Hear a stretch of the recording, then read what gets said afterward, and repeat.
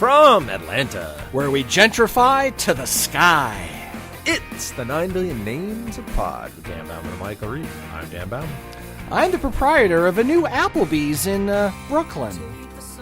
So let's talk about some stuff.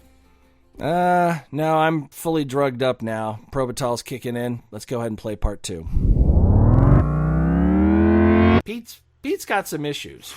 Yeah. Pete's got some issues. And these issues manifest very distinctly in episode 9, where when we start the episode, he's been missing for a week. Yes, that's where. Okay, that's why I thought I was a little confused. I was like, okay, where is Pete? Okay, all right. So now I know. Now you know about the Probital Yep. and the whole thing, and Trisha said, I'm here for you. I'll say my Tourette stuff, but I'm going to get you through this. Yep. So the episode opens with Pete being missing for a week, and Sylvie interviewing a guy named Gerald. Yes. For a bartender job, and it comes out that he did some time for manslaughter. Yeah, he was a very interesting character because it was a really wonderful portrayal because he was able to go up and down with, oh, I like this guy. Ooh, I don't know if I trust this guy. Oh, I like this guy again. It was a very interesting. Right, it's one of those things like, but you did this, but you seem okay now. But you seem okay now, and you do own it. But yeah, And in the end, Sylvia's just like, listen, there's a lot going on here. I can't take anything else on. I'm sorry. And to his credit, yeah, he was fine. He didn't say, screw you. But he said, thank you for your time. Yeah, like sorry. Everybody else who leaves that bar. Yeah, exactly. Screaming at someone. If one of the proprietors isn't throwing them out, they're walking out on their own saying, screw you. Yelling at some other patron or something. Exactly. So Pete's been missing for a week, and the first news we get about what's been going on with Pete, Trisha's in the hospital. Yeah, the dreaded phone call. The phone call which comes. You automatically know something bad has happened. And, well, it's Horace and Pete. Of course something. It's like, hey, Horace, you just won the lottery. Exactly. Not. In any show, that phone call is always bad, but in this show, it's way bad. Well, it's not the worst. I mean, the phone call is that, Pete is still nowhere to be found, but Trisha, who was last known to be with him, is in the hospital. So it's not the worst. So Horace goes to the hospital, and she was, our love, because apparently she's obvious. It's been obvious. Oh, since yeah, she walked in that she is like sweet on Pete. She liked him. She was in the hospital. Yeah, right. And I'd say that she's not much older than the 28-year-old. I'd put her at maybe 35. Yeah, something like that. But hey, that's fine. But she tried to wean him off the drugs and off the Probital to try to get him leveled out, and he ended up beating her very severely and going away. Well, from what she said, he destroyed everything in the room, and she just happened to be in the room. Right. So, and it's very possible that what he was seeing was a whole bunch of stuff that wasn't there. It's probable, so he just destroyed everything in his vicinity, it wasn't including her. Yeah. Right. He didn't go to her and saying you and start punching her. No, he was probably going off. She said he destroyed everything. Right. And she was just there. Which was a good thing. So to mention to the audience, to make sure it was like, all right, Pete did this, but it wasn't like he was not attacking her specifically. Right. He didn't beat up on her. It was he had an episode. Yeah, exactly. So and she has no idea where Pete is. There's just no sign of that. Meanwhile, at the bar, we're talking about Hulk Hogan's sex tape, which I really like because when you started filming this series, that hadn't been announced yet. You know that he is writing it on the fly, like he did that response to that hey, that comedian that Casey Lewis or whatever. I can't remember the name of the comic, the made-up comic, which is basically the response to the outcry that everyone had when he basically slandered the good name of Drumpf. Yeah, on his television show. And he didn't even. It wasn't even that bad. No. Well, did you read the email that he sent out? I heard it. I heard it read. Yeah, it's there was maybe some allusions to Hitler. I'm just, well, okay. which I agree with 100%, but that's that's okay. But they talk about that for a while, and this is what Kurt, our favorite Kurt, Sylvia, and some of the other bar patrons go on about that. I was like, well, will someone film me so I can get some money? Yep. It's a weird. That whole story. Are you familiar with it? The Hulk Hogan thing? Yeah. Oh, yeah. It was bizarre. It was a whole... I mean, we don't really need to get into it, but I mean, it was... He slept with his best friend's wife who likes to film it, and the only thing wrong was that the guy put it out on the internet. Or Gawker got it somehow. Yeah. Because, I mean, obviously, like, if I film somebody doing something and they sue me, it's like, what are you going to get? My house and that's it. When Gawker puts it out, there's a whole company and a whole infrastructure. Several companies. Right. So then all of a sudden, there's the deep pockets. Yeah. And that's why it's, he got like 120 million or something. It'll come down on appeal. It always does. And Sylvie's response was really hilarious about how, this wrestler and, he doesn't need that money and this is the kind of person whose liberties we're protecting, and it was a really interesting tirade. Yeah, and he does put in a lot of social commentary into this series by way of the conversations at the bar. Yeah, politics gets in there, and current, like you said. Yeah, very current stuff. Abortion was in there for a while.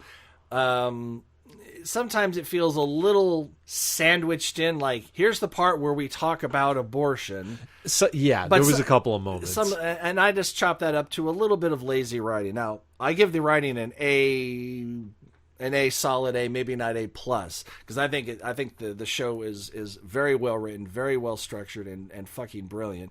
But sometimes you can see the writer behind the lines a little bit. Yeah. Go, all right, I see what you're doing there. And it's just a little heavy-handed sometimes. Sometimes. But that's what he wanted to do. That takes it from an A+ to an A in my book. Yeah, how dare you. Yeah, exactly. And at some point during this, Kurt starts joking about Pete being missing.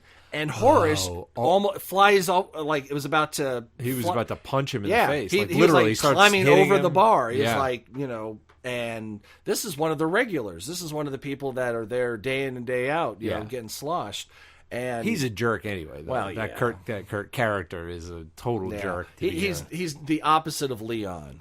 Yes. Leon is just like, I'm going to say something, and now I'm done. Yeah. And that's it. Nobody has a problem with We have Leon. a nice, interesting revelation about Leon as well. Oh, but yes. go on. Go on with Kurt. That's not till episode 10. So he gets kicked the fuck out, and I think that's it for him. I don't know if he was in the second half of part 2. I can't remember off the top. I think he was. Was he? I think he was. I think he was back. Sometimes, when it's the regulars like that, you have your tiff. Just everything resets. And then you come back. Horace kicked out a couple of people and said, that's it for today. Sylvie kicked out, don't say the C word and just come back tomorrow. We'll reset. It'll be fine. So that was interesting. And then with Kurt's exit, guess who decides to show up? Yep. Bill de Blasio. Yeah. Played by little-known character actor Bill de Blasio. The actual mayor of New York City. I didn't know if you had caught that or not. Oh, of course. Of course. Because I didn't know who he was, but I happened to watch the... Oh, no, the New York...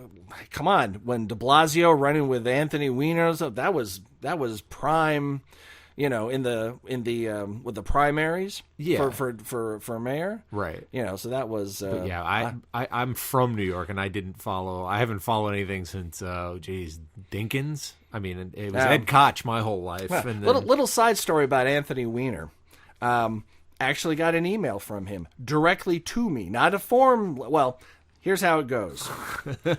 Hopefully there are no attachments. Well, he deserves that. Basically, back in the day when he was really outspoken and like on the Republicans, much like what's the guy in Florida? I can't remember his name. But basically, he was very bombastic, very going right up against the Republicans, giving it as good. Well, here's the thing about Weiner, in my opinion. Until he did all that stupid shit, he had an amazing tirade about the first responders and the Oh, yeah. Republicans, the 9/11 first. I mean, there was responders. hardly a single thing that he pontificated about that I wasn't like, yeah, you got was this. real. I was like, this guy's great, and I like him. And then, And of course, to be honest, all right, yeah, bad judgment, really bad judgment with the dick pic and stuff. But you know what? You're an effective, it's. Like, I know what you how mean. much can you tolerate? Like before? his what he was doing, like his political stuff was on point. I mean, he was great. He was so New York and pro. Alan Grayson, that's the Florida guy. Okay, he's the guy that during the debates for health care, here's the Republicans' health care. If you're gonna get sick, die quickly. Yeah. And he will not pull any punches. I appreciate him for that. He's not as on point on everything as I'd like. But, right. But anyway, so from back in the days before the dick pic came out, the wiener pics came out, I was on his mailing list. When he would send out this is what I'm fighting for now, just to keep. There's certain select politicians that are like, yeah, I'm on your email list. I was on Alan Grayson's list and a couple others just to see what's going on. So fast forward to the morning, the early morning, because I had been up all night and this was like 5 a.m. I'm working and thinking like maybe I should get to bed, and I get an email from Anthony Weiner, a generated, because I'm still on his list, which he kept. He was announcing his bid for mayor of New York City. Mm-hmm. And it came in like I saw it show up. It wasn't like it was on the server for like a half an hour and then I picked it up. I had just checked email like 1 second ago and I hit the button again. And then all of a sudden, there with Anthony Weiner. And I read that and I replied, hey, good to see you coming back. You're going to have to go on the Daily Show, right? And he emailed me back, or somebody. I mean, it said, Anthony Weiner as the signature, which could have been a campaign staffer, who knows? Probably.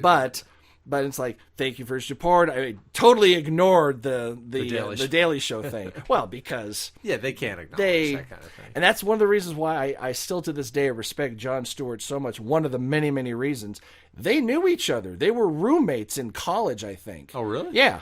Huh. And they showed pictures, and he said, yeah, but you did a dumb thing that I can make fun of, and that's my job. So sucks to be you, and now I'm going to make fun of you. And he continued to make, and even every once in a while, he would do a callback to it, like after the storm had passed. And I went, all right. I mean, that probably didn't endear you to your friend, maybe not still friend, Anthony Weiner, but yeah, you did your job. You made fun of somebody that definitely needed. And the fact that when he got past that, and then we find out that he continued to do it. Yeah. That's when I went, okay, obviously this is some kind of a problem. I mean, anyone can have a momentary lapse of reason and kick Roger Waters out of the band. What? No. Oh, sorry. What did I say? No.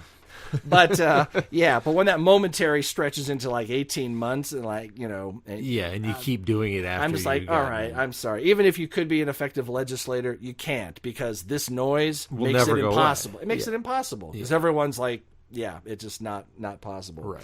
But anyway, back to Bill. Comes in there and like, oh, this is Horace and Pete, and the cop who Pete was talking to got him in. So, hey, got the mayor show him, the famous Horace and Pete. Nothing came out of it. Like, yes, I will definitely do anything about it. But he made an appearance, had a beer, and he did okay. I mean, obviously not an actor, but he didn't, well, this is the Horace and the Pete. He did okay. Yeah, he did great. Well, any politician should, because you're used to public speaking. Totally, yeah. Just now you just public speak what someone else tells you. I thought it was actually funny. No, because Kurt was in that scene, wasn't he? Because he kept. Oh, that's right. He kept coming up like. So tell me, what about? I can't remember the question. The whole thing, it was about the NYPD being bigger than France's standing army, and this, and De Blasio was like, "We don't have any problem with France." No problem with France, and you're wrong about that. Yeah, you're wrong about that. And Leon just said something weird. Yeah. Oh, Leon, so drunk. Or is he? Or is he? Dun, dun, dun. Well, continuing on. After that little exchange, hey, it's back to the angst and the sturm and a big heaping of drang as Horace goes to Pete's room, looks around, sits on the bed, and cries. Because the mayor's like, oh, so you're Horace. Where's Pete? And Horace just turns and walks upstairs. Just is like, no, it doesn't walk upstairs, walks around the corner. Pete's room is on the same floor as the bar. Oh, do you go in Pete's room? Yeah. Oh, Goes into Pete's room and just looks around, sits down, and just cries. Yeah. And like, yeah. And you think it couldn't get more weird or sad, but then all of a sudden it cuts to the bar. No one's in there, except, oh look, Pete's back. Yeah. And he's sweeping up. Yeah. And they pan over. Holy shit, Uncle Pete is back. Yep. And they have a conversation, which we learned very quickly is a hallucination that Pete is probably having somewhere on a park bench or wherever he is. Wherever he is. But where he is in his hallucination is just sweeping up at Horace and Pete's, and Uncle Pete, his dad, yep. His biological father, chat with him and giving him shit until Pete throws Uncle Pete out. Says, "Get out of here." Well, he's giving him shit about saying how he imagined playing baseball. Like, he crazied that up. You never played baseball. And then finally, at the end of the whole thing, he was like, no, I was just fucking with you. Yeah, you did play baseball. You were good. Yeah, you were really good. And it's like, okay, what is it real? Is it didn't happen? Did it really happen? No, it's a hallucination. It's a hallucination. Because Pete says to Uncle Pete, like, this is nothing. I'm probably curled up on a park bench somewhere. Yeah. And you realize that, and I like that. I did like too. That. That's very good. That's very theaterly. Yeah. Very stagey. You go into the character's head. Right, exactly. His grounding place was Horace and Pete. Exactly. And there's one more little bit of that. Do you remember what the Gary Shandling shout out? Oh yes. I do not recall the quote, but they give at the very end. They give a quote, Gary, yeah. And Gary Shandling, because he had passed away that week, yeah, and because Horace and Pete was a do it on the fly, filmed it that week. I mean, basically they went on essentially the SNL schedule, except the episodes came out on Wednesday instead of Friday. It would be, written, rehearsed. Well, maybe it was written in advance. I'm not quite sure what his I'm sure writing, it was, yeah. But I mean, he added in the recent stuff. Like, he may have had a script all ready to go and go, we're going to go ahead and add that in, which he could, because every episode, an hour, half an hour. There was one that was 31 minutes, then it goes to 54 minutes. I appreciate that, because no network would have allowed that kind of disparate time, lengths of the episode. He said, here's the story I want to tell in this episode. Hey, it only takes half an hour. Done. Oh, this is going to take 54 minutes. I can do that because I am my own distribution. Yeah. I'm going to tell the story as how long as it needs to be told. Right. Because I was looking at the times initially and I thought, all right, the time of the first one could be like a 90 minutes with commercials. And I don't think he's ever expecting this to be broadcast. And quite frankly, you can't. I mean, well, on HBO Showtime. But not. And maybe, maybe he'll say it gets enough, acclaim, which it's gotten a lot of acclaim. He might go, yeah, we'll go ahead and run. You can't edit anything at all, but run it as is, and maybe he'll do that. You never know. It's possible. Yeah. When the Blu-rays come out, even though I have the digital copies that I bought, I'm buying the Blu-ray because it's going to have extras and stuff in there. Yeah. I've said it before, and now that it's at the end, I feel safe in saying it's probably one of the top 10 most important television programs of the last quarter century, in my opinion. Yeah. It's in my opinion, Then we get to episode 10, Time Travel. Yeah. We go back to the earlier days of the bicentennial days. Yes. Of Horace and Pete. I guess it was 77 because it was bicentennial, or 70. I guess it had to be 76. Because they do talk about. They're talking about Horace really loves his bicentennial quarter. With the bison. Well, it starts out with the apartment. Right, and you look at it and you go, it doesn't look quite right. Yep, and then a little kid comes out. Yeah, and you go, who's that? Who is that kid? And then Edie Falco comes out with black hair and looking younger.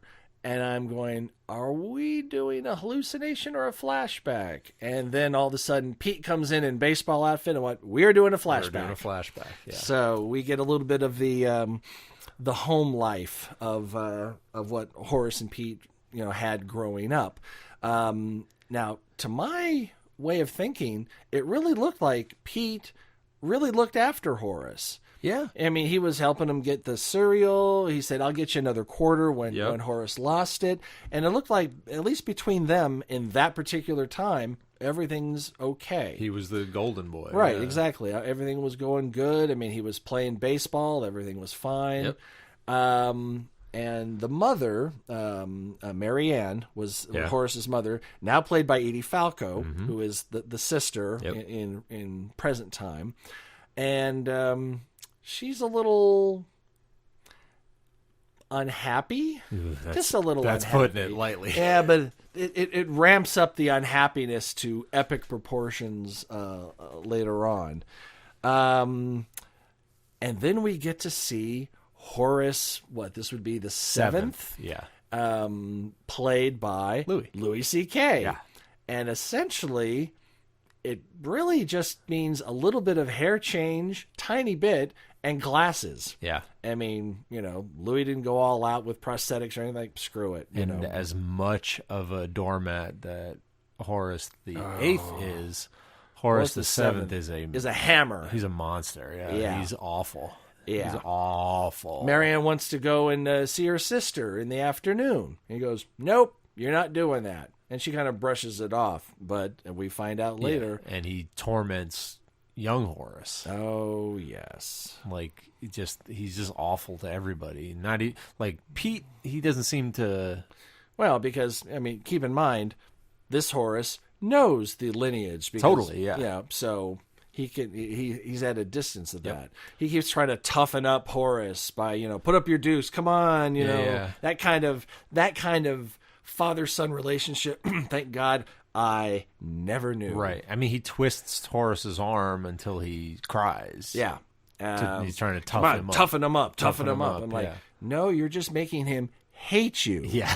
And making him worse. Yeah, of a doormat. Exactly. Yeah, exactly.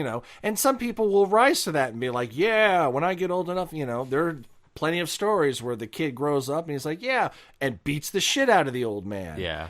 This is not that story. This is not that. He goes the other direction. Yeah. He gets more meek and more a squish. Yeah. They calling him a squish. It's like, whatever. Yeah, I'll go this way. I'll go that way. Whatever. Whatever. And Horace the Seventh forbids his wife to go see her sister. Yeah. And this is a window into their relationship and the dynamic in that household. Mm-hmm. He rules the roost. End of story. End of story. I mean, that's, what I say goes. If you don't like it, you're going to get beaten. You're going to get, it's not going to be it's not going to be good for you. No. So we get that dynamic set up. And then we go down to the bar. Well, the one thing you do notice... What's that? Who's missing. Oh, she'll be along shortly. Yeah, but she wasn't there at breakfast. Right, yes. Not there at breakfast is Sylvia. Yeah. Well, that's because she was busy playing the mom. No, it's yeah. No, so we have young Pete, young Horace, Pete's father, and Pete. Well, I guess Horace Senior. Yeah. Well, whatever, and mother. So there's one other family member not there, and that's Sylvia, which we'll get to. We'll run into later. Yeah. But we go down to the bar. Yes. And we get to see Steve Buscemi as Uncle Pete. As Uncle Pete. And he didn't pull off Alda as well as I would have liked, but it was enough there to be like, okay. Yeah. I can kind of see that. Yeah. And we get to meet Horace Senior. Yeah. I guess the sixth? The sixth, Horace the Sixth. Yeah. Who, for the most of the episode, the period that he's in it, is just leaning against the back of the bar. Yeah. Saying a few choice words, and I can't for the life of me remember the actor's name. He's a character actor that you've seen a lot of times. Everyone knows him as the personal assistant bodyguard limo driver for Rodney Dangerfield in Back to School. Well, was it Burt Young? Was it Paulie from Rocky? Is that who that was? I don't know enough about Rocky to... Wow. Okay, that's a whole other issue. That's a whole other episode. Are you talking about from the first Rocky? Yeah, Paulie. Okay, I should know that. I don't. I think it was. I think I've seen that film once. It's never... I liked... Rocky 4 was awesome. I will crush you. Yeah, but I've never...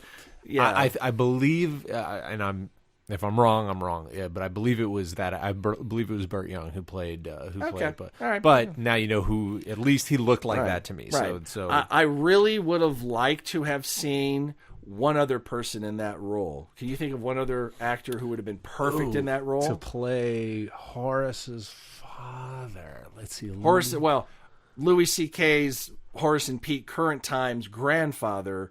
But the father of, remember we're in 1976 here in the bar. Right. So who would be good at that? I'll give you a hint. Yeah. He's actually thanked in the special thanks section at the end of this episode. Catch it. I don't know. Joe Pesci.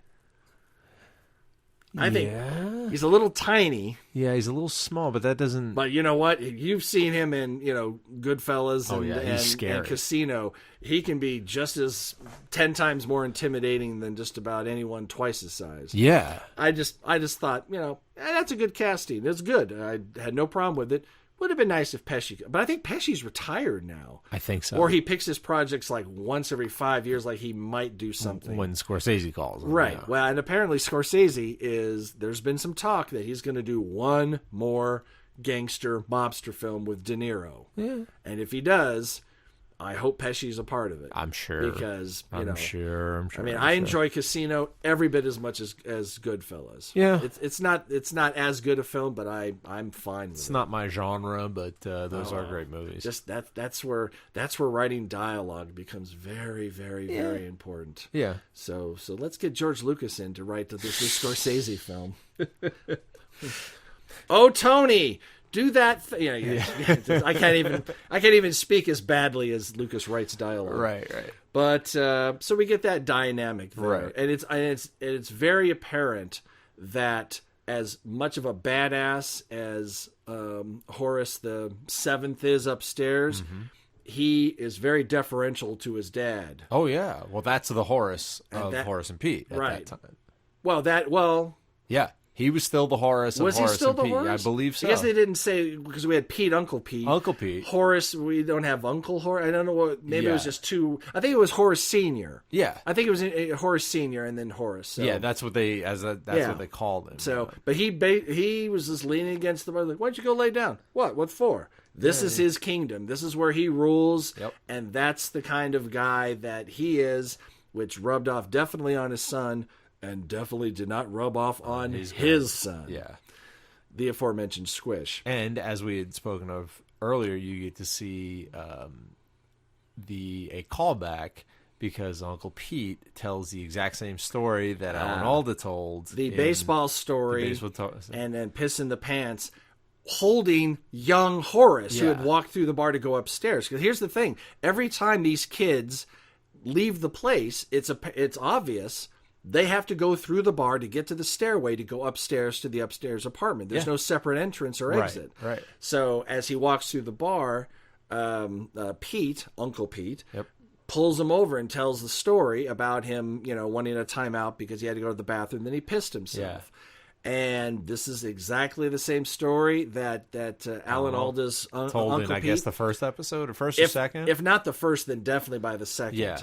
And at that moment, seeing that in episode 10 going, oh man, I guarantee you he has been telling that story probably every other week, day, for decades. I'm sure it's a staple of the bar. Yeah, it's just like, that's that story. That's the floor show of the bar. Exactly. And everyone's laughing, and there's some going on. And the aforementioned, Uncle Pete talking about, hey, there used to be N-words sitting at the bar and how he wasn't racist and they had some African-American actors in there and a couple of girls sitting there and going on about, them being lesbians and we don't know if they are or not. And it's that kind of cheap, ridiculous bar banter that just, it didn't really add much to the story, in my opinion, but it added a bit of atmosphere for the time. Right. You know, some things being said that you wouldn't get away with today.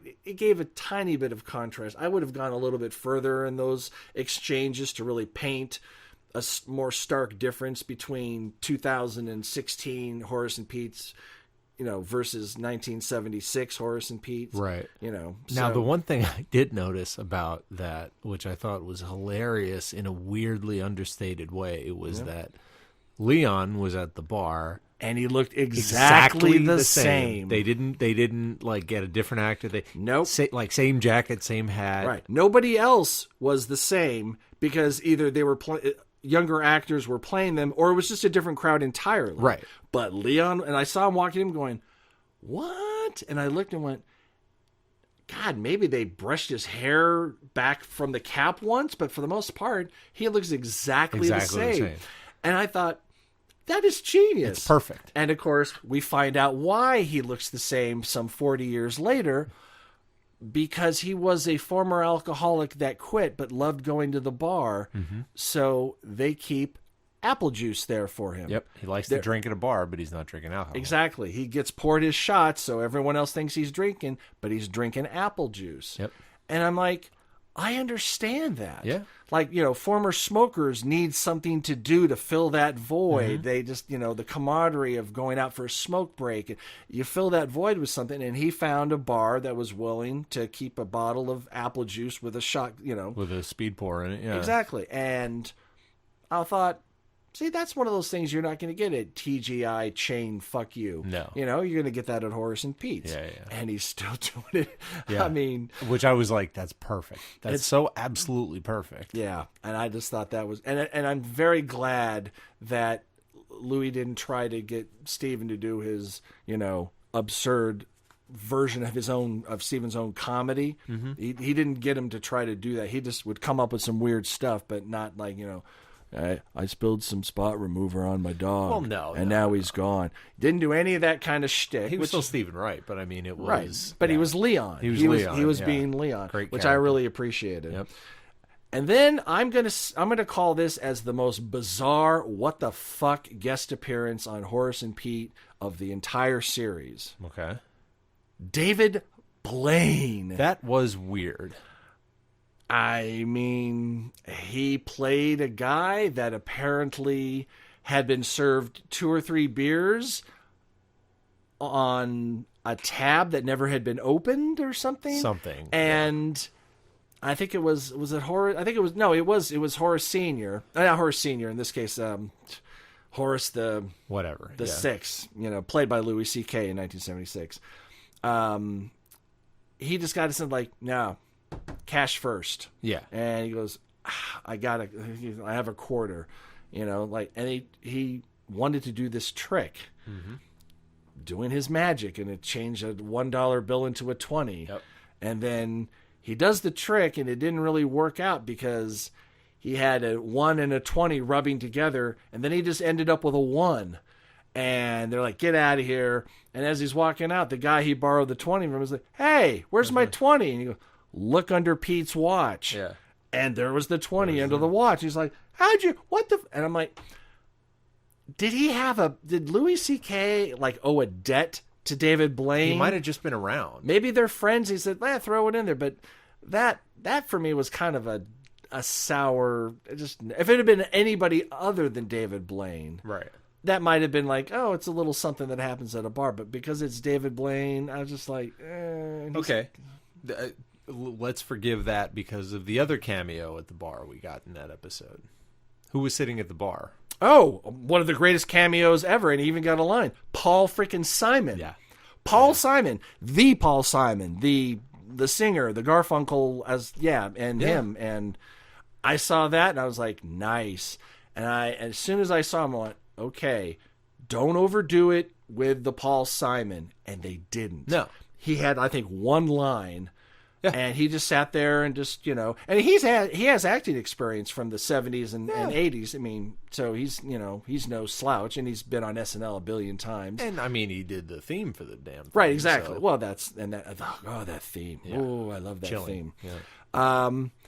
And I thought that was wonderful. As soon as I saw that, I was like, oh, that makes me smile. Yeah. They understated it. They didn't, he didn't fling the door open. Pete, how you doing? No. He just came in with a couple other guys. Sat at the bar and had a drink. Yep. And I thought that was really cool. And that alone, along with him doing the theme song and the other guests there, I think Louis has some serious pull in New York. Oh, yeah. If you're a New Yorker and Louis C.K. calls you and says, hey, could you, stop. When do I need to be there? Yeah. Because I'm there. Oh, yeah. I mean, we don't know how many people he said, would you be on? And they said no. But I'm guessing that if it was possible, everyone he called said, hell yeah. Yeah, of course. And probably for scale or for free. Yeah. If they're not in the union. Just say, sure, I'll do that. I was really happy about that. Yes. I thought that was really cool. Me as well. But getting back to the to the fun and the drama, Marianne comes down the steps shortly after this and said, "Hey, I told you I was gonna go see my sister." And Goes Horace to open the is door, having he another- blocks the door, and then she says, "I'm going to see my sister." So he lets the door go, but then he grabs her by her hair and marches her. I mean, that right there. Oh, that was brutal. And seriously, caveman. Yeah. Just cavemaned her up there. Like, you're not going anywhere. So she has to call her sister and say, I'll come another day. And she's had it. And she's going to leave. Yeah.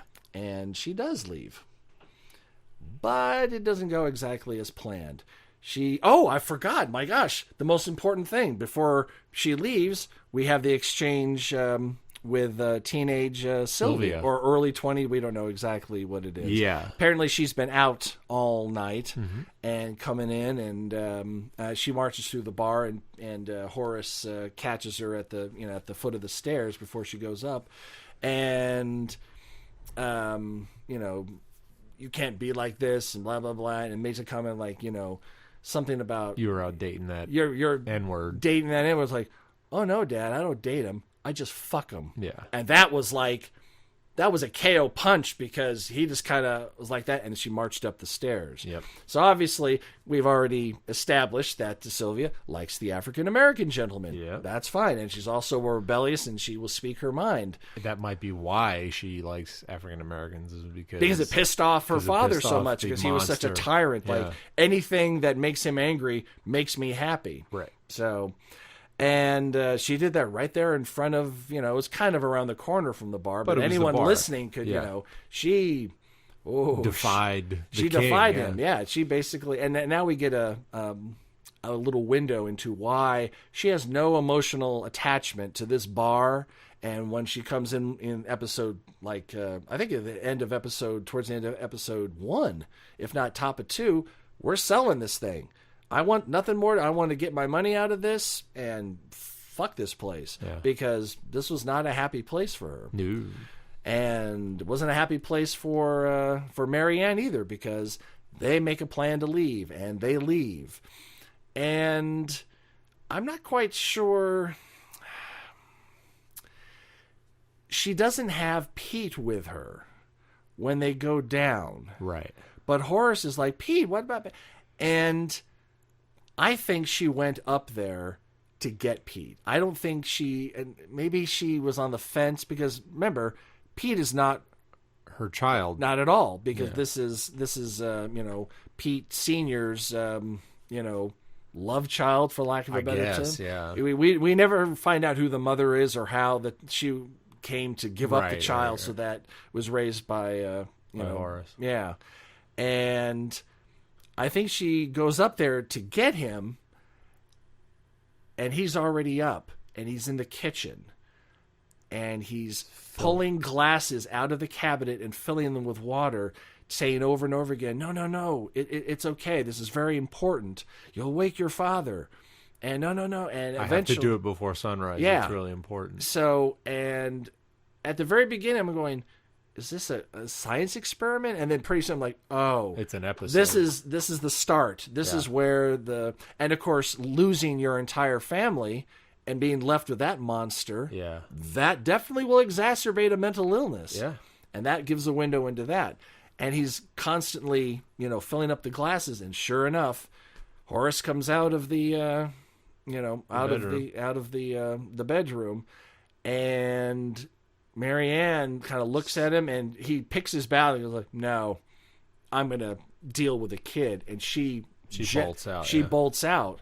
And the way it's left is that you see him walking towards, like, Dad, it's important, like almost like, "Hey, Dad, look, I did a thing," and it's and he stands there, and he, to his barely credit, he tries to, like, he's looking at him like, "What's going on here?" And at a certain point, he just went, "Nope," and we hear him beating the shit out of Pete. As Marianne is making her way out of the place, and that was the end of that. Yeah. And that's why Pete probably had a lot of mental issues for a lot. I mean, it exacerbated it. I mean, come on. I mean, that's pretty rough. And that pretty much ends the 1976 portion of the episode. Yeah, we get another intermission there. We get an intermission, which is good, because now we're back in present time. Mm-hmm. And Kurt and the rest of the gang are at the bar talking about the White House-sized hole in Trump's heart and how he needs this because he's hurt and lonely, and he needs... that was such a bizarre monologue. I mean, yeah. I like that. I mean, it's obvious. It's obvious to me that, Louis C.K. may not necessarily be voting Democratic. I don't know where his sensibilities lie, but he sure as hell ain't a fan of Trump. No. And there's a lot of people that are, there's the crazy Republicans that I have no patience for, and then we just have a difference of opinion. Republicans are like, no, I feel this way, and that's fine. Yeah. But even some of them are like, no, I will either stay home or vote Democratic because my party would be destroyed by Trump. Yeah. And I tend to agree. Right. So we get that little conversation, and that's wonderful. And then the cop, his name is Ricardo, the one that got de Blasio in, comes in with kind of an update on Pete in that he has put in favors everywhere. I mean, he's talked to other police bureaus. What was it called? He said the firemen even? No. What is it called? Is it districts? Police. Precincts. Precinct. That's it. I knew there was a word. Mm-hmm. Other precincts. He said, I talked to firemen, and I hate firemen. Yeah. But he put the word out with everybody, and nobody has seen anything. And he just said, "Listen, guys, I've been doing this for a while, and 99% of the time, at this point, he just keeps saying Pete's gone. Gone. Just face up to that. Face up to that. Yeah. And that doesn't go over too well with with everybody, but they're not mad at him. No. Yeah. He's trying to be real. Well, I mean, hey, people lash out in this series. True. In weird ways. There's a lot of yelling. There's a lot. Always with the yelling. Always with the yelling. And later we find out that Sylvia is she's leaving. Yeah. She's absolutely done, and we don't hear anything that says that screw it, we're selling this place. I'm going to force this. She's like, I give up. I'm going away with Harold, and we're getting out of this place because this is a toxic atmosphere for her to have been back. I mean, trying to recuperate from cancer treatments in the house that you grew up in, especially with her upbringing. Yeah. I don't think that was a real smart idea, in my opinion. But I think she did it because Harold really wanted her to. I mean, he wanted his daughter to live there. He just wanted somebody, another Harold or Horace. Horace. Yeah. He wanted Horace. Horace wanted somebody there. Yeah, he needed someone other than Pete. Yeah. And then Pete shows up. Hold on, you skipped a part. Did I skip a part? Yes. What have we missed? The job interview. Oh, the most important! I totally forgot about that. Yes. Which was very strange. Oh, and that's a crucial. Yeah. That's a crucial. Wow, thank you. I was going to let you jump it. Because it's probably one of my favorite guests on the series. Amy Sedaris. Comes in. I think her name is Mara. Okay. And she was just a spitfire, talking a mile a minute, as Amy Sedaris will do. Exactly, and she a little off. Just a little. She basically is talking out the thought processes in her head sometimes. Oh no, I shouldn't have said. No, you probably think I'm weird, and this is just after the cop said, Pete's gone, get over it, and he's just like, I don't know, no, come back some other time. Just 10 minutes, like, okay, because he's such a squish. Yeah, he's such a squish. He's like, fine. He just I'm in existential angst over my brother, for like, I mean, it is his brother. If he even says that he's my brother, of course, exactly. And she is just like a God. You know what? She's kind of like oh God, I've already forgot. What's the monster in Batman versus Superman again? Doomsday. That she just opens her mouth and like blasts Horace with like, blah, blah, blah, blah, blah, blah, and then I did this, and I hated that guy, and I threw his keys in the snow, but I shouldn't tell you that. Blah, blah, blah. Hey, I'm going to Chicago. You want to come to Chicago? Let's go to Chicago. But I'm going to be your bartender, and I'm going to be your best, because I've been doing this, and and she's already asking for like, I need next weekend off because I'm going to Chicago, but And she blindsides him, and like he finally starts smiling about 10 minutes. Well, he's not quite smiling while she's still there. He's lessening. Yeah. He's lessening his resting angst face. Yeah. For lack of a better term, and she departs with no promise. He didn't say you got the. She just like took it as given that like I'm hired and I'll be here and I'll do that, and he sits there. I think he gets up to see her, and he leans against the bar, and he's just like, you get about maybe 90 seconds of him just kind of processing this in his head, and a smile starts creeping up. Right. What she asks, he says, "Oh, you've got a jukebox. How much does that cost?" And he says, "Oh, it's free." And she goes and turns on a song, and it's America, Simon and Garfunkel. Is that Simon? I think that's Simon and Garfunkel. It is. Yeah. Well, there's a little period there when they broke up in his first solo. Kind of like the difference between All Things Must Pass and Beatles stuff. Is like, is that Beatles or is that? No, but that's Simon. That's Simon Garfunkel, and it just it's a nice little coda on the Paul Simon-y experience for that episode. Yeah, and he's sitting there and he's definitely contemplating. He's thinking. He's for the first time, I think, like a serious grin almost. Yeah. I mean, there's been other times where but it doesn't seem, it just seems like reactionary, like social politeness, like, oh, this is where I should smile. This is a smile that came from inside, and immediately I went, oh gosh, I wonder if they get together. Oh, that would be a great way to, to continue the series. And so he says to Sylvie, he's like, you know what? I know what I think I know what I'm going to do. Like, he finally takes a fucking stand in his own life. Like, I'm going to do something. And then the door Pete comes in, and he looks like 10 stories of fucking hell. He's shaky and dirty and like he's not there. His eyes are gone, and he's wobbling. Horace puts his, hey, how's it going? And he goes to the bar, and we know that there's a knife there because previously in the episode, Sylvie said, you know what? We're going to have lemons and limes like a regular bar. Yep. And olives, because that, we're doing that. You don't have to use it. We're just doing it. And that's the way it is. If Sylvie hadn't done that, that knife would not have been there. Right. And we see him grab the knife, but he holds it to him. So at first I'm going, maybe he thinks he's going to get attacked, and okay. And then we kind of see a little flurry of action and a blackout like they do on stage, and Sylvia screams. Yeah. They handled it very theatrically. I mean, that's, the murder in the dark. You don't have to actually, see what goes on. And you don't know what happened at this point. No. You do not know. I mean, there was a scream. There's many ways it could have gone. I mean, it could have, he might have cut Horace. He might have cut himself. He might have killed himself. You don't know what's going on.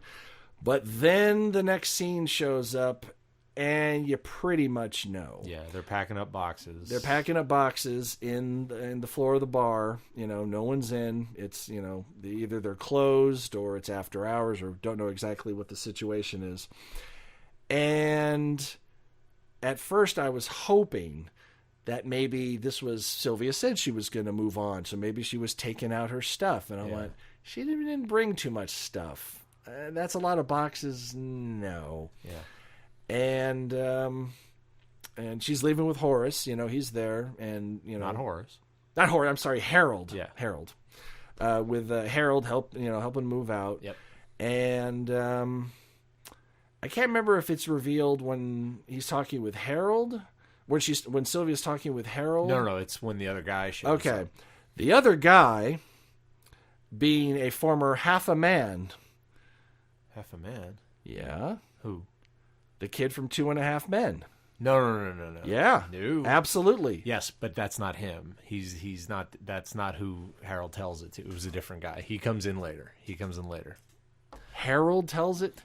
Yes. Harold says to someone they come to move to his the buddy boxes. that's helping. Yes. He says, so this is the famous Horace and Pete. He says, yeah, this is where Pete killed Horace and had to be put away, and they're going to move boxes or something. Yes, and then later is when did that conversation happen between the mover, Horace and Harold and the mover, and then they go upstairs to get boxes, and Sylvia's sitting at packing up boxes, and somebody comes in through the door.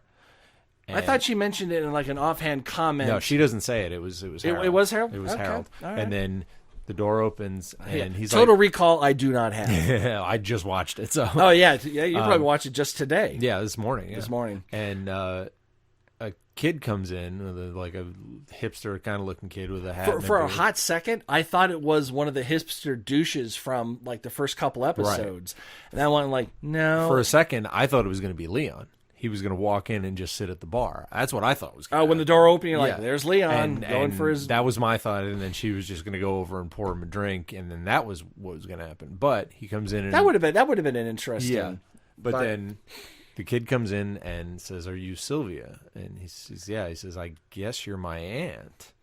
And it turns out it's Horace. This is the son that Horace. We've heard about. Adie Bryant was playing the daughter, yeah. But there's another son. And we had talked about that on the previous episodes. Like, are we ever going to see the son? Him? Will we ever see him? And we do. Yep. And it was Angus T. Jones from 2.5 Men. 2.5 Men. Didn't look like him at all. No, not at all. Big full beard and he was, with shaggy head and everything.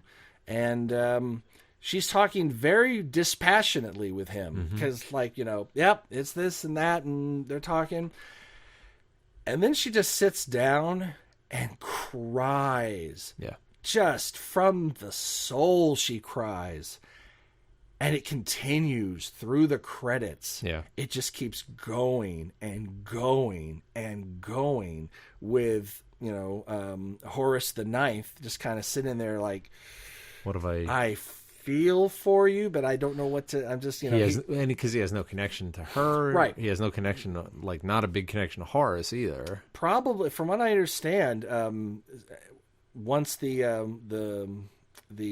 affair was revealed, he was out. He was like, "Screw this guy, I'm gone." Yeah, which is kind of weird because weren't the son and the daughter both born at the same time, but to different, the sister and. So I don't know. I don't know how it all how it all lines up, but maybe I caught a flaw in the Louis C.K. writing. No, nah. But then it goes. Then it fades out and does the credits. The Paul Simon song, and I went, "Holy fucking shit!" And I looked, and it's number 10. That's kind of a stopping place for a season. Or a series, wasn't sure. And then we find out, picture comes back up. I almost turned it off, and I didn't. I'm glad I didn't. Yeah. No, in this day and age, with with one-eyed guys and Ferris and all the Deadpool and all it's not just superhero films. Sometimes they'll do stuff, and there's Louis C.K. in the bar with everyone. Everybody, cast, crew. Jessica Lange's back there. Alan Alda's front and center. And he goes, "Thank you, everybody. That's a wrap on Horace and Pete." So that's it. That's it. I mean, 10 and out. I could see places where you could take that show even after the death if you wanted to, or go back and do more stories. But you know what? You don't need to. No. It's because I loved it so much. I want more. Well, but he'll do something else. Of course. And I'd be very could it be more depressing? I don't know. See, okay. Here's the thing. All right, it's time for the post-mortem on Horace and Pete. Yeah, so to speak. I'm so conflicted about the whole thing because it is brilliant. But like I said before, for me, it's just like, why would you create these characters to, like, nothing good ever happens to them? It's kind of an endurance test. Yeah. Like every episode, you're like, you get I wanted to watch something really, like, this is not the thing you sit down and watch with your girlfriend on a Saturday night. Like, let's Netflix and chill. Yeah. Horace and Pete, like, we are never having sex again. Yeah. We're sleeping in separate rooms. Oh, we're all gonna just die anyway. Yeah. What's the point of sex? It's just momentary, before we die. So, I guess I reacted the way Louis wanted, which is all kinds of reactions. Like, I was like, God, that was amazing. God, I hated the fact that what happened, and I'm angry, and he got you involved. Totally. This is a story where, like, love it or hate it, it's not passive entertainment. But I kept watching. Of course. Kept watching. Except for episode 8, which I need to. For some weird, yeah, that was just a snafu. Well, then I envy you because you have a new Horace and Pete to watch. So that's the thing. I've been trying so hard to get my friends to watch Horace and Pete, where I have bought them the $5 pilot episode. And not one goddamn one of them have watched it. I'm like, okay, hey, the gift is in the giving, not in what they do with it. And like, but I just wanted to, make sure that. Well, you did the right thing. I did the right thing. I probably have plunked in about $80 to Louis C.K.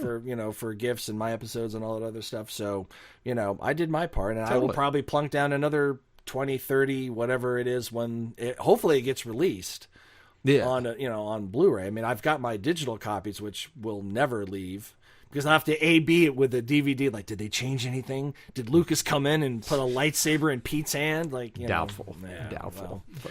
Well. But like I said before, this is the kind of writing that I enjoy, that I aspire to. Probably not as depressing. Mm-hmm. Probably not as depressing. But if anyone had been watching the trajectory of where his FX show Louie had been going, it started off as, kind of funny and a little bit absurdist humor. And then it became slice of life. And then it just they're like little art house films. Yeah. And now we're getting little art house theater episodes, for lack of a better term. And what love I have for good quality writing. And aside from a couple of choices that I wouldn't have made, I think the writing on this is A fucking plus. Oh yeah, totally. I mean, it's one, and the caliber of talent that he got in. I mean, you could have just stopped at Jessica Lange, Alan Alda, and Edie Falco, and everyone else be nobodies, and you would have been. But you get Steve Buscemi in there. You get Stephen Wright showing up. Well, and that's you get freaking Bill De Blasio. Not that Well, that's not really that's a get rather than But he also went back to his friends. There was a lot of comics on the Nick DiPaolo and Stephen Wright and Kurt Metzger and I think that's kind of a dream / fantasy that a lot of people in the arts have. Like, when I make it big, I'm bringing everyone with me, even if I have to create a part just to shoehorn you in. Yeah. I'm going to take care of my people. And being a stand-up, you can't bring anyone along. No, I mean on tour you can, and they do that all the time. Well, yeah, but I mean, like his openers. But I mean, yeah, but still, that's put him in the entourage. Yeah, Louis not an entraurage guy. No. But he populated Louis with a lot of his friends. There's him and what was it, Joan? Yeah, it was him and Joan Rivers. Really? Yeah, it was him and Joan Rivers getting it on. Okay. You don't. No, yeah, no. It's. Yeah, if you like Horace and Pete, but wish it wasn't quite so dark and depressing, watch Louie. Yeah. Budget is higher, which for what Louie was necessary, to have that kind of budget. That kind of budget on Horace and Pete would have been wasted. I think the way it was done, it felt like Norman Lear was shooting a live stage play. Because that's what it was. That's exactly what it was. Yeah. Even down to the, Horace getting killed in a blackout. Yeah. You don't see that in movies. If anything, Michael Bay shows up and arms Pete with a submachine gun and cuts Horace in half with machine gun fire, right, because you can do that. Yeah, exactly. This wasn't, this was so much closer to real life. Exactly. There's a lot more asked of you to process in your head rather than having it spoon-fed directly into your eye sockets. Yeah. And I like that. Yep. I like that a lot. There's, I'm probably going to rewatch this series, give it a couple of weeks, maybe a month or two, and come back and I'm going to rewatch the whole damn thing again. Because at 10 episodes, where half of them are about half an hour, you could get through it in a one very long marathon, but you could do it. Yeah. And then kill yourself. Yeah. Yeah. Yes, if you're on Provital or anything similar to Provital, I do not recommend. Real. I mean, I googled it. It's not real. it's not a real okay. thing. Oh, you can't, because then all of a sudden, you said this about liver damage. True, yeah. It's a lawsuit for True, you. Yeah. But I think Provital is actually it's a solid enough name where you're like, that would be a name that you would call something. Yeah. So what are your closing thoughts on the H and the P? Like I said, I'm angry. But are you not entertained? I was entertained in that, keep kicking me in the head kind of way. No. After a while, being kicked in the head is it's normal. It feels good. You get used to it. Yeah. It's so strange because it is brilliant, but it's tough. It's real tough, and I usually like my entertainment more escapism and. Yeah, I kind of 50-50 on that, because yes, I want to see something, extraordinary that could never happen. But then other half of me goes, I want to see things that happen to other people that are not me. Yeah. I'm never going to own a bar in Brooklyn. Let's see about that. Let's see about this. I'm the type of person that actually gets, a little bit wistful and angry. It's like, why the fuck wasn't I a teenager in the 60s? Or why wasn't I, around in the 1920s? Why didn't I live this life and that life? But then I would not change the life that I did have. Yeah, of course. At all. Of course. So feeding that with escapism, in the way of seeing other people's lives, that's the kind of thing that I can definitely get behind. That's why the little art house slice of life, one of my favorite films ever is Remains of the Day. Love that. Why wasn't I a butler in pre-war Britain? Come on, that would have been awesome. Yeah. So I enjoy that kind of stuff. I'm very curious to see what Louis does next. Mm-hmm. I hear he's going to go on tour. Yeah. Please, we need some laughs out of this guy. Yes. Will he come back to Louis on FX? Because it's not canceled. He just said, I'm going, because he went away for 2 years and then came back to it for another season. Yeah. And FX is like, cool, you do what you want. And apparently, hopefully, they realize now what a major, I think they already did, realize what an auteur they have as a writer. I mean, his acting skills are good. Yeah. They're okay. I'm not thinking he's going to win an Oscar anytime soon for acting, but for writing, I would really like to see him come off that tour and either do another season of Louis or write a feature. I'm sure that's in the offing. Because he definitely has the clout to do it. And at this point, he could probably get finance, because there's unless it's like a real bare budget indie film, he probably doesn't have the cash to front like a $30 million film. How well did Horace and Pete do? No idea. Like financially, and how many people bought it? I haven't heard a thing about it. I contributed $80, so they got that. They got that. That's the craft services for one shoot for one day. meal. For one meal. No, one meal on one day. Not even. Yeah, that's the electricity just to power up the set, So I don't know. He's said it's very, very expensive, and I believe him. I don't know. I would like to find out how well, did people like it enough? Because there's no ratings to go by. There's nothing. The fact that he continued to do it tells me that either he said, screw it, I'm going to take a loss. I want this done. Yeah. Which I can believe that. I mean, I would bet that there are certain projects. Yeah, it's like, I'm telling this story in these 10 episodes, and I'm going to hopefully at least try to make my money back or maybe a profit. But either way, this is worth it to me. Yeah. Like the U.S. tour I went on with the Beautiful South. They lost money before they even left England. Because just the transportation, because they were carting around 3 lead singers and 3 horn players plus guitar, keys, just the accommodations alone ate into whatever money they made. So that was a huge tax write-off for them, but they wanted to do it, so they did it. And Louis, if he made money on it, great, and if not, he got to do a creative thing that he wanted to do and has a tax write-off. Yeah. And now he can go on tour and make his money back, and make money back. So, but I'm curious to see what he comes up with. And Radiohead never told us how well they did on that Pay What You Want album they did. I think it was In Rainbows, I think it was called. I know what you're talking about. Yeah. I don't know which album it was. It was the Pay As You Want. You could put in $0 and get the album, or put in $500 and get the album. Yeah. And we don't know. They never released it. Now, it is telling that their next record was not done in that manner. Right. So, maybe they did okay, maybe they didn't, but it was a good experiment for sure. Yeah. And I don't think anyone else has done quite, has he self-finances his stand-up specials, and that's a one-off thing with very low overhead. This is a full cast with cameras and sets, and this is a full production. This is a full production, a full series of TV. Exactly. So, a full cable/British season of TV. Yeah. I mean, of course, there's no way Harold, Horace and Pete would ever make it on broadcast TV. No, of course it would have to be so radically altered that it wouldn't even be worth watching. It's impossible. No. Well, just the language alone. Yeah, of course. Yeah. So, I'm bummed that it's over, because that was always the thought in the back of my head was, how he's doing this week by week. He's gonna tour soon. Is he gonna wrap up the season? It never occurred to me that he was going to go 10 and out. Yeah. I thought he would wrap up a season or just kind of put it on hold while he toured.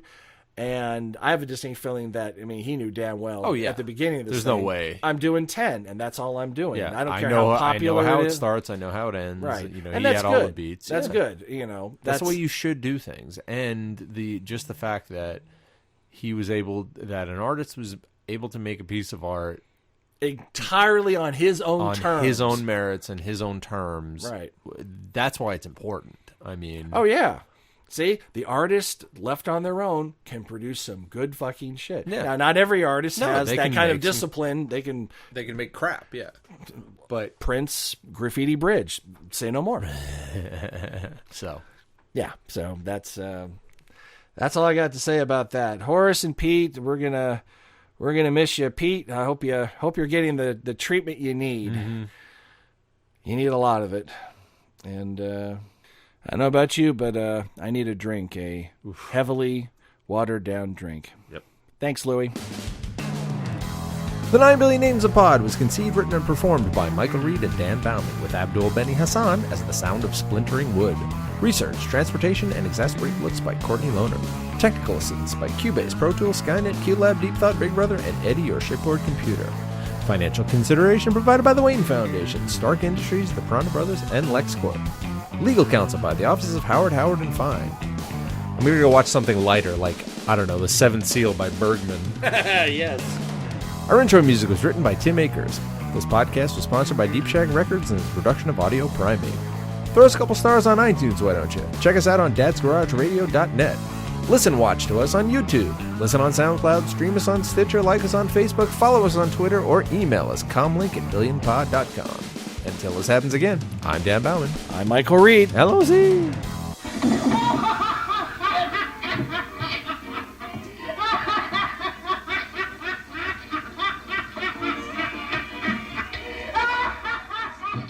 audio primate.